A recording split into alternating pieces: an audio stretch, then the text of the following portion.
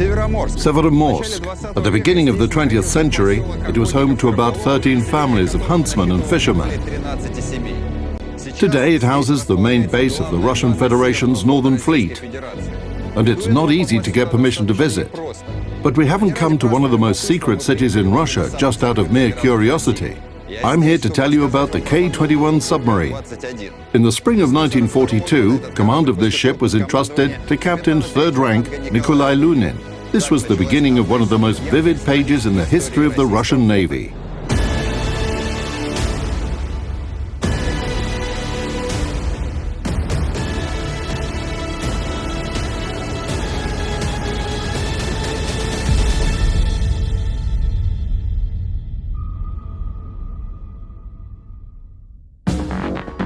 The Soviet K-class submarines, nicknamed Katyusha by sailors, were created thanks to efforts of Mikhail Rudnitsky, the chief of the submarine department at the Institute of Naval Shipbuilding. At the beginning of 1935, he presented his own project of a cruiser and fleet submarine to the USSR Naval Command. The specifications of this submarine were so promising that even before the final technical project had been approved, the decision was made to construct a large series of ships of this class. The author of the project, which was sometimes nicknamed Rudnitsky's Cruiser in his honor, managed to create a ship with very extensive and varied combat capabilities that were a perfect match for the Soviet naval doctrine of that time.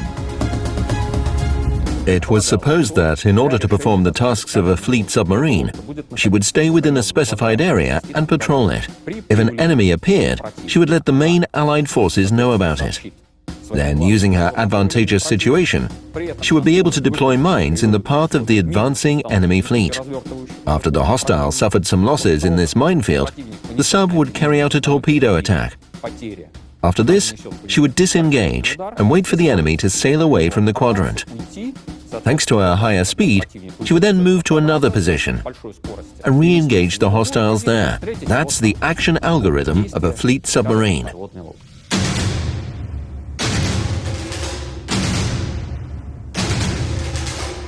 Simultaneously, large submarines were to carry out cruiser missions, acting on sea communications in remote areas far from home bases and shores. The technical project of a cruiser and fleet submarine was developed and improved for a further 2 years. In December 1936, the first 3 ships were laid down in Leningrad. This series of submarines received the number 14. In the Navy, they were designated as the K-class.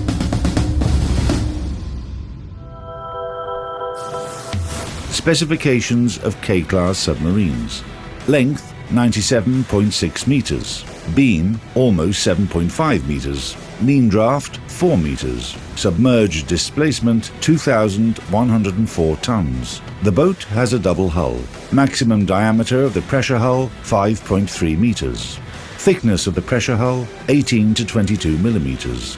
The submarine is divided into 7 compartments. The first and 7th, torpedo compartments with crew berths. The second, bow battery compartment. The officers' mess hall and 5 single cabins for the commanding officers were located on its deck. The first group of accumulator batteries was installed in the hold. The third, control room with the conning tower on top of it. The artillery magazine found its place in the compartment's hold. The fourth, aft battery compartment. The petty officers' mess hall and 24 crew bunks were on its deck. The second group of batteries was installed in the hold. The fifth, diesel compartment.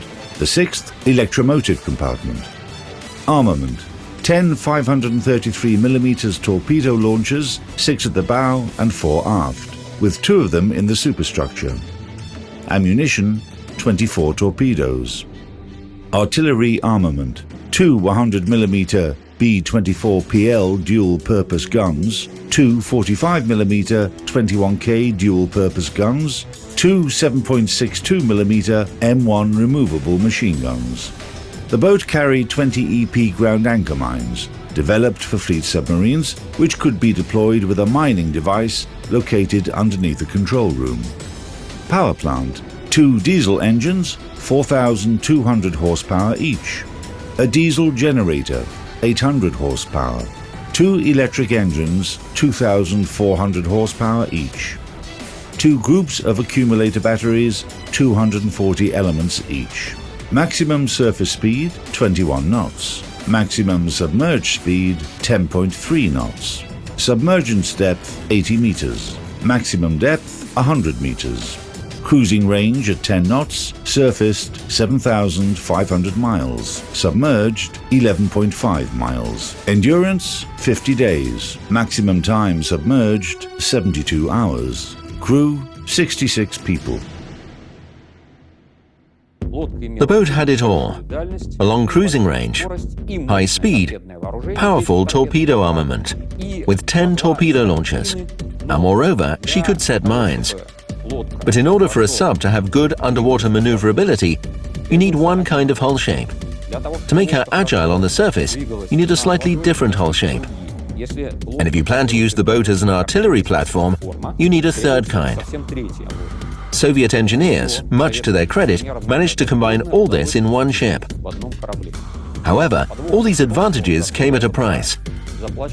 And the price they paid came in the form of the overall lightening of the submarine's hull. Moreover, when the engineering blueprints were being prepared, errors in the calculations for the metacentric height and boat's load were discovered, which caused stability issues. To fix them, engineers had to remove the gun shields, make the plating of superstructure and conning tower railing out of aluminium, and reduce the thickness of the outer hull to 6 millimeters. The reduction of the outer hull thickness had very negative consequences. Any explosions of depth charges nearby would cause welded seams to crack, watertight fuel tanks would be compromised, and leaking fuel would expose the submarine's position. Even rough seas could be enough to severely damage the hull. For example, after K-1 was hit by a Force 10 storm, her superstructure shifted to such a degree that it jammed the capstan and bow rudders.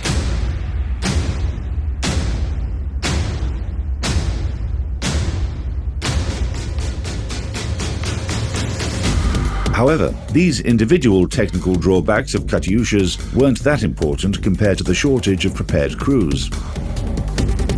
By the end of the 1930s, the USSR hadn't managed to organize the fully fledged training of submarine officers directly in naval schools. The Navy, meanwhile, had only 2 training squads for underwater operations, which prepared commanders and specialists for submarines.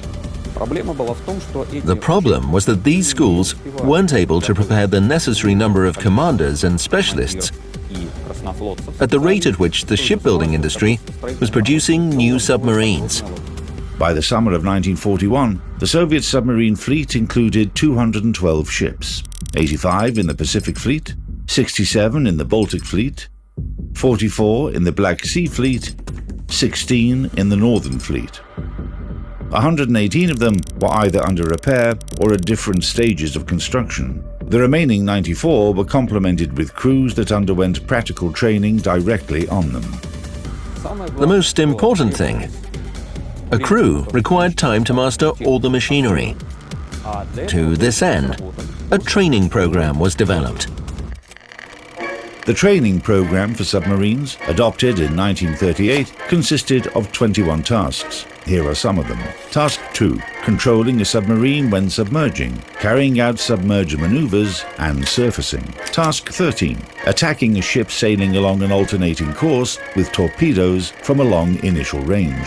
Task 21, joint maneuvers of a group of submarines when evading the enemy. Ships whose crews had complemented all the tasks were considered fully combat ready. The highest certification of a submarine was to successfully complete a submerged attack against a high-speed formation of warships with anti-submarine escorts, moving along a zigzag path. The Soviet submarine fleet had very few certified subs.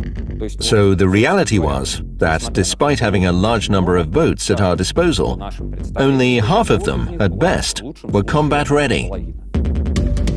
Only 2 submarines were fully prepared for combat in the Baltic Sea, 19 in the Black Sea, and none in the Northern Fleet.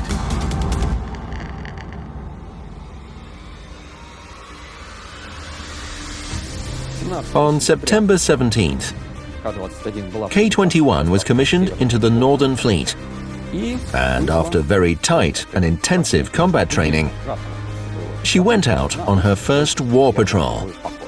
During the autumn of 1941, Katyushas had to adapt to sailing conditions in the northern Arctic waters first of all. The Barents Sea tested the endurance of the ship and her crew on every cruise. It turned out that surface speed was very much dependent on the sea conditions. At force 5 roughness, which is quite characteristic for Arctic latitudes, speed dropped twofold, while during a storm, the submarine could list up to 50 to 55 degrees.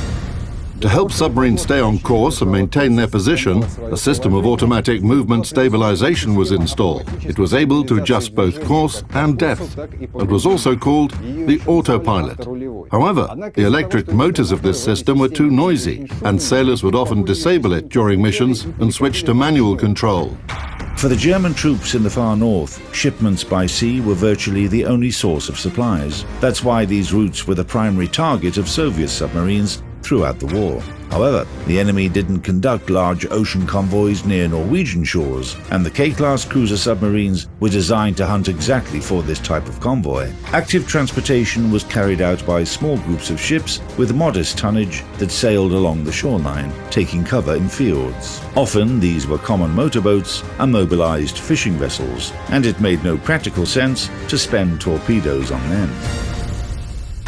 In September 1941, on their way back from a combat cruise, the commanding officer responsible for artillery on K2 suggested firing a blank shot from their main gun when entering the harbour, in honour of their victory. Later, this tradition was adopted by all submarines of the Northern Fleet. It's worth noting that the K-class submarines scored their first and last victory with artillery fire.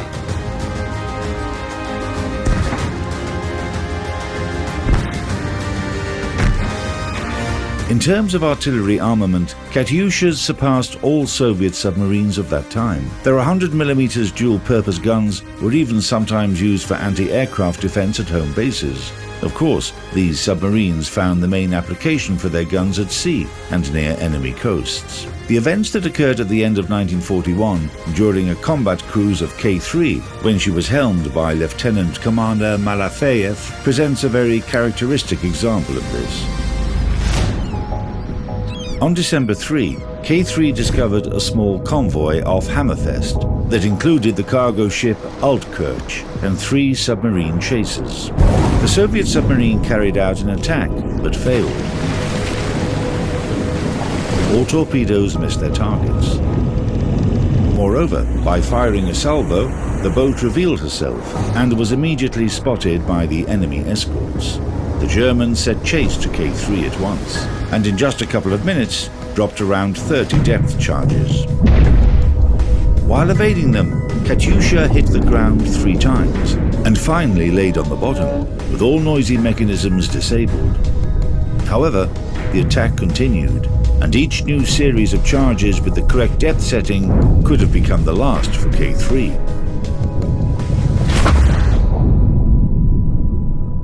Water started gradually leaking into the pressure hull, but enabling the drainage pumps would cause too much noise. In this critical situation, the captain had one extreme measure left: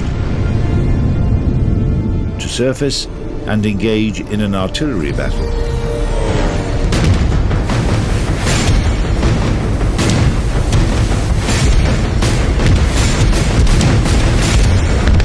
With her 5th salvo, K3 hit the aft of one of the German chasers, where the depth charges were stored. The ship went under almost instantly. The second chaser, armed only to a 20mm autocannons, hurried to disengage by setting a smoke screen. The third ship was too distant, and her salvos fell short of the submarine. K3 disappeared beyond the horizon before the enemy's eyes. Later on, it was found out that an enemy coastal ship had hit a mine cluster deployed by the sub a week prior to those events. Thus, the first mission of K3 in the Northern Fleet turned out to be very successful.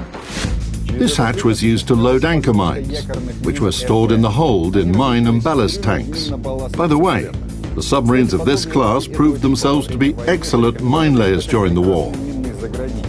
More than half of the enemy tonnage they sank was from their mines. But what's most staggering is the audacity of Soviet submariners. who entered narrow Norwegian fjords with unfamiliar fairways on their almost 100-meter-long ships. Often, they were spotted by lookouts on the coast, but cool-headedly ignored all of their signals and requests and deployed mine clusters and minefields across enemy communication routes. Submarine K-1, commanded by Captain Second Rank Mikhail Avgustinovich, holds the absolute record of the Northern Fleet for the number of enemy ships destroyed by mines. During the course of her service, this boat deployed 146 mines that destroyed 5 transports and 2 guard ships. What's interesting is that the number of confirmed victories of Avgustinovich surpassed the number of claimed victories, a very rare exception in the Soviet underwater fleet. Post-war studies showed that the effectiveness of submarines was often overstated. It wasn't caused by their commanders' ambitions, but rather the lack or absence of resources and means to verify the results of an attack. When newspapers or radio informed people of the victories of the Soviet submariners, they didn't require verification anymore. In 1942, when the Red Army suffered a number of crushing defeats on other fronts, the Soviet people badly needed to know that somewhere at least, the enemy was getting successfully hit. Герой Советского Союза Лунин обычно не ждет врага, а сам ищет его. Лодка пробралась к вражеским берегам во внутренние воды врага. Торпеды атаки! Аппараты тут!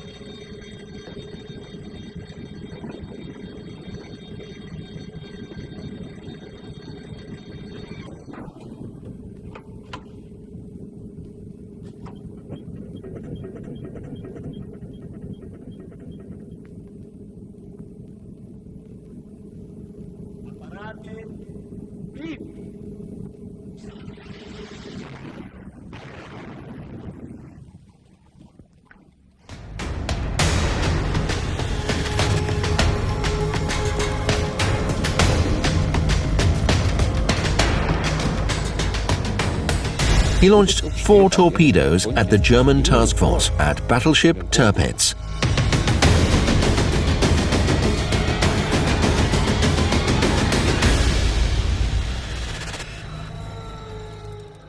Точны советские торпеды. На рубке каждой лодки число потопленных или фашистских кораблей.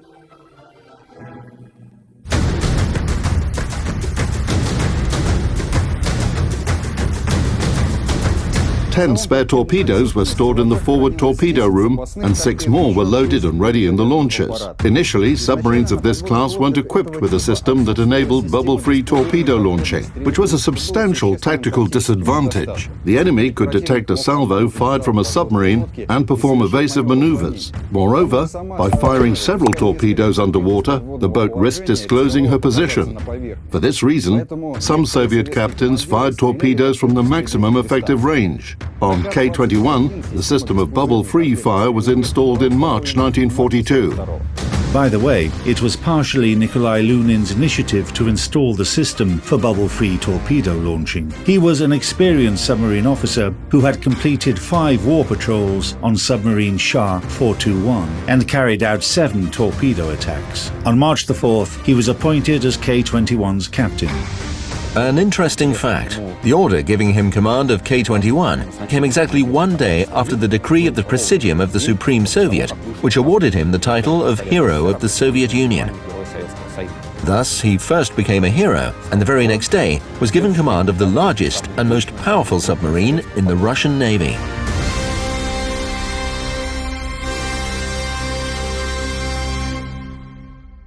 Everything started with submarine cruisers. A plethora of new things were introduced on ships after World War II, and the first ships to accommodate such novelties were cruiser submarines. Hygiene was improved and more bunks were installed. Each sailor, petty officer, midshipman and officer had their own bunks.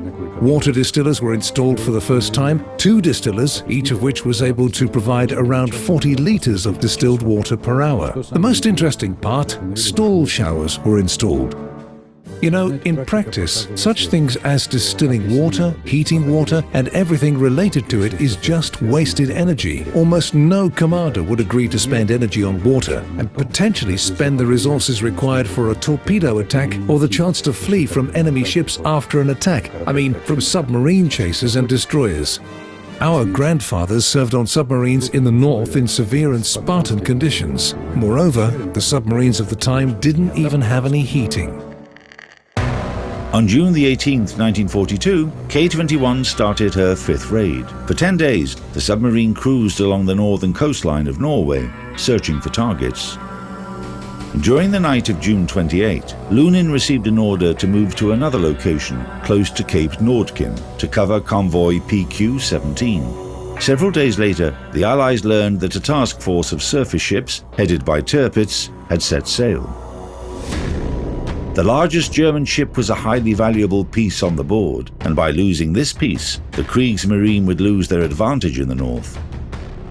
Both opposing parties knew that, which was why the German command valued concealment and secrecy most of all while planning their operations. The Allies, in their turn, took all possible measures to detect Tirpitz. In the evening of July 4, convoy PQ-17 received the fatal order to spread out. The German squadron wasn't aware of this and continued along their previous course. By the second half of the next day, the squadron had neared Cape Nordkin. The characteristics of the listening sonar installed on K-21 weren't that impressive, but Lunin was lucky enough to have a good sonar operator. At 16:22 on July the 5th, 1942, he reported to the officer of the watch that he had heard some indistinct noise. The noise was getting louder at a course angle of 30 degrees on their starboard. The commander ordered the sub to turn and extended the periscope several times in order to identify the source of the noise. As the boat continued moving towards them, dim outlines transformed into large ships, escorted by destroyers. Lunin declared a torpedo attack state on K-21. The enemy was following an irregular course. In other words, the ships were moving in formation, an anti-submarine formation. It meant there was a group of destroyers in front of three large ships, which were moving in a front formation. The task of the destroyers moving ahead of large ships in a front formation is to detect submarines. Not just detect submarines, but force them to change their course. Either a submarine is detected, or she will try to avoid the collision at periscope depth. Therefore, when a submarine submerges and then surfaces, she will have only one chance to attack, because the ships are moving at high speed.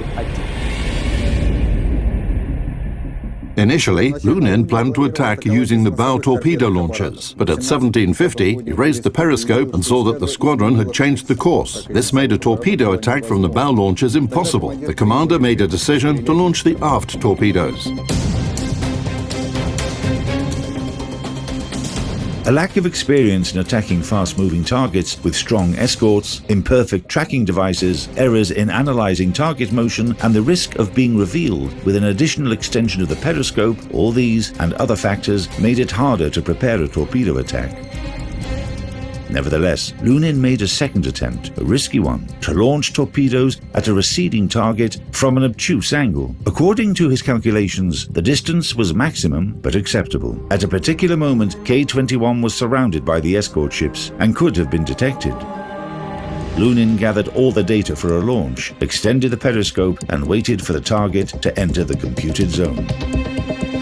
The parameters he had indicated that the attack would be successful. He launched 4 torpedoes at the German task force at battleship Tirpitz. Immediately after the torpedo salvo, K-21 submerged to 30 meters and left the attack area at full speed. Approximately an hour later, a radiogram was received at the Coastal Command HQ of the Northern Fleet. At 1800, latitude 71 degrees 25 north, longitude 23 degrees 40 east, attacked enemy ships comprising battleships Tirpitz and Scheer, and 8 destroyers, attacked battleship Tirpitz, heard 2 blasts, commander of K-21. Meanwhile, in the north, far away from K-21, German aviation and submarines were pillaging convoy PQ-17. Soviet destroyers left the northern fleet bases and aircraft took off from the coastal aerodromes to search for the enemy. The radiogram from Lunin was still being decoded on the coast, which is why nobody knew the exact location of the German task force. Nevertheless, everyone understood that they had to be detected at any cost.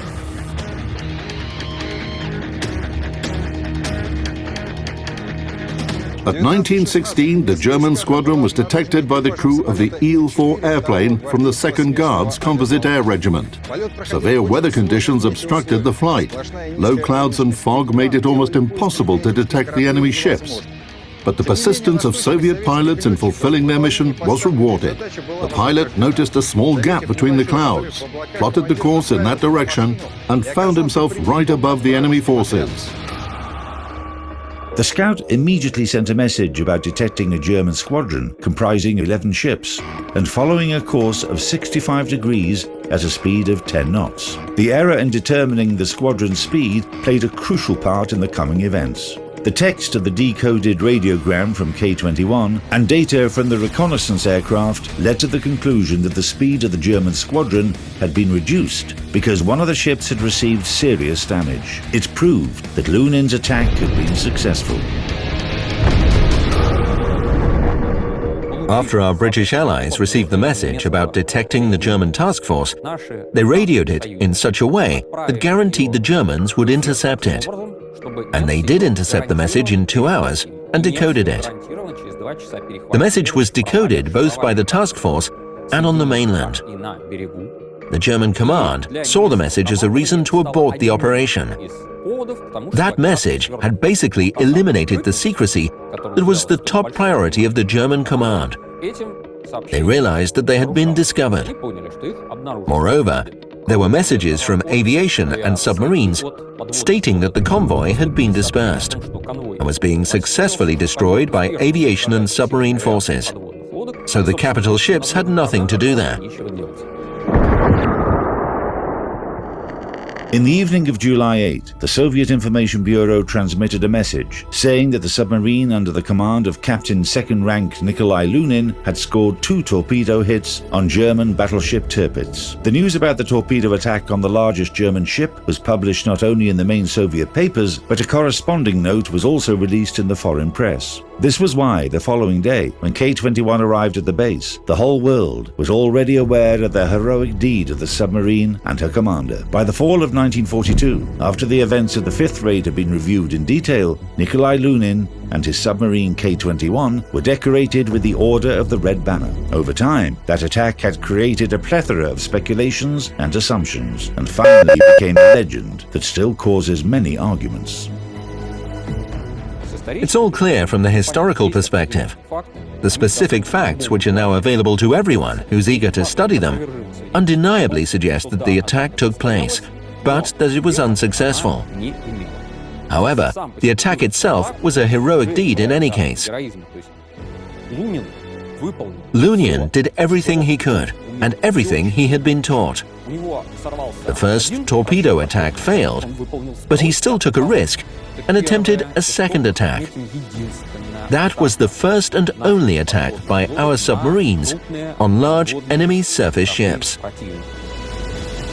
In November 1943, Nikolai Lunin became commander of the 1st Submarine Division of the Northern Fleet. 6 months later, he was sent to the Military Naval Academy. He graduated from the academy after the war ended. Submarine K-21 had 7 more war patrols, primarily for laying mines. At the time of her last raid, the conning tower of the submarine was decorated with the number 17, the number of her victories.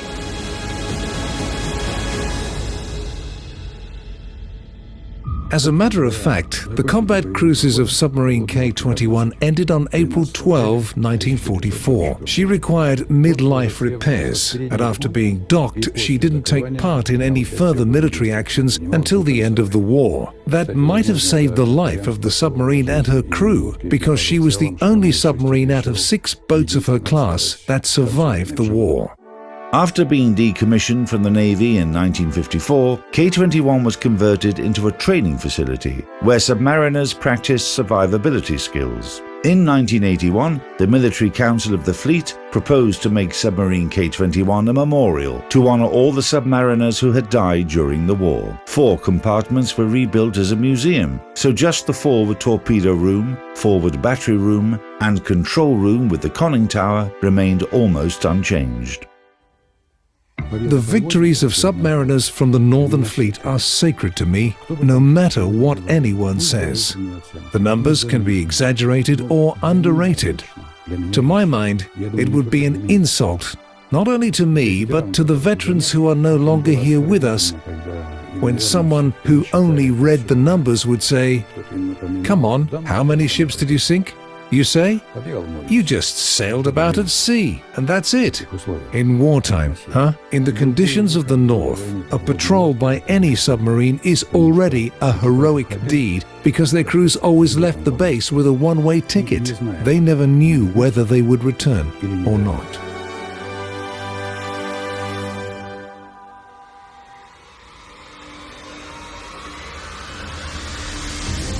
It's not hard to understand the idea of the memorial's creators.